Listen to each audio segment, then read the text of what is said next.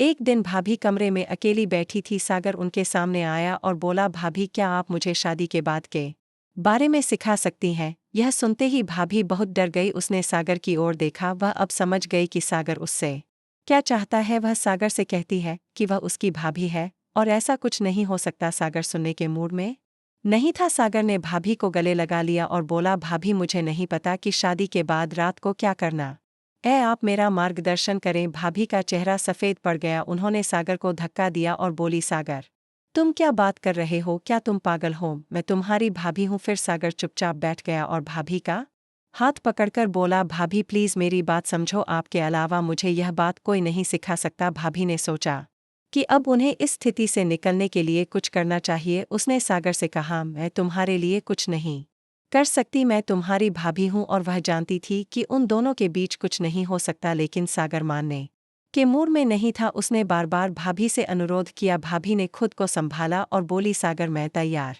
हूँ, लेकिन नमस्कार दोस्तों। सागर को अपनी भाभी के प्रति कुछ अनोखा आकर्षण महसूस हुआ। उसकी सुंदरता उसके लिए अद्वितीय थी। उसके काले रेशमी बाल, भावपूर्ण आँखें और उसकी मखमली त्वचा उसका दिल जीत लेती थी। भाभी ने भी सागर से अलग रिश्ता बना रखा था। वह हमेशा उसे अपने करीब महसूस करती थी और उसका व्यवहार बहुत प्रेमपूर्ण और स्नेहपूर्ण था। सागर की नज़र लगातार उस पर टिकी रहती थी। एक बार घर में सिर्फ सागर और उसकी भाभी ही थे। बाकी सभी रिश्तेदार एक शादी समारोह में बाहर गए हुए थे। उस सुकून भरे पल में सागर को उसके साथ एक अलग भावनात्मक रिश्ता बनता हुआ महसूस होने लगा। दोपहर के भोजन के बाद भाभी आराम करने के लिए लेट गई। सागर उनके कमरे में गया और धीरे से उन्हें उठाया और पूछा, भाभी क्या आप थक गए हैं? भाभी बोली, हाँ थोड़ा थक गई हूँ। भाभी ने आंखें खोली और पूछा, सागर तुम क्या कर रहे हो? कुछ नहीं भाभी, बस आपसे मिलने आया हूँ। सागर भाभी के पास बैठ गया और धीरे से भाभी का हाथ छूने लगा। उसने उसे नहीं रोका। सागर ने सोचा शायद के मन में भी कुछ है। सागर का अपनी भाभी के प्रति नजरिया अब बिल्कुल बदल चुका था। वह अब उसके लिए भाभी तो नहीं रही थी, लेकिन उसके मन में एक नई भावना उभर रही थी। इसी समय सागर का गन्ना हलचल करने लगा। उसके मन में एक उलझन थी। एक तरफ उसकी शादी तय हुई थी तो दूसरी तरफ भाभी के लिए उसकी भावनाएं।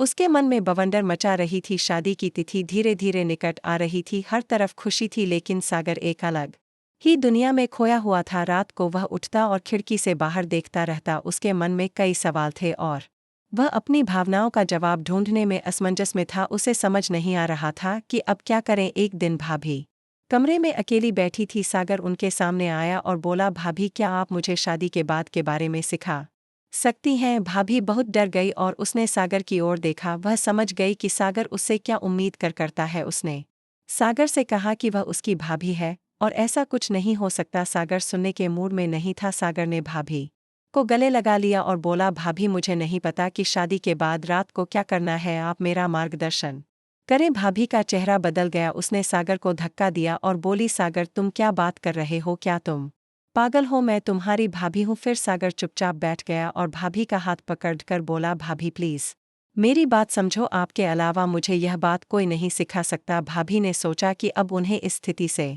निकलने के लिए कुछ करना चाहिए। उसने सागर से कहा, मैं तुम्हारे लिए कुछ नहीं कर सकती। वह जानती थी कि वह उसकी भाभी है और उन दोनों के बीच कुछ नहीं हो सकता, लेकिन सागर मानने के मूड में नहीं था। उसने बार बार भाभी से अनुरोध किया। भाभी ने खुद को संभाला और कहा, सागर मैं तैयार हूँ। भाभी ने सागर की आंखों में आंखें डालकर उसकी तरफ देखा। उसने गहरी सांस ली और बोली, सागर मैं तुम्हारे मन की बात समझती हूँ और मैं तुम्हें यह सब सिखाने के लिए तैयार हूँ, लेकिन रात को खाना खाने के बाद मैं तुम्हें सिखाऊंगा। उसने भाभी को गले लगा लिया और बोला, भाभी आप बहुत अच्छी हो। भाभी ने सागर को तो शांत कर दिया, लेकिन उनका लाल ब्लाउज, पीली साड़ी और काला रंग उनकी सुंदरता में एक अनोखा आकर्षण ला देता था। उसकी गोरी त्वचा और काली आंखें सागर को उसकी ओर आकर्षित करती थी। रात को भाभी सागर के कमरे में आई। उन्होंने सागर को बिस्तर पर लेटा दिया। भाभी ने सागर के गाल पर हाथ रखा और बोली, सागर आज मैं तुम्हें बहुत कुछ सिखाती हूँ। उसने धीरे से बटन खोल दिया। सागर यह देखकर आश्चर्यचकित रह गया। भाभी अभी भी तरोताज़ा और आकर्षक लग रही थी। उसने सागर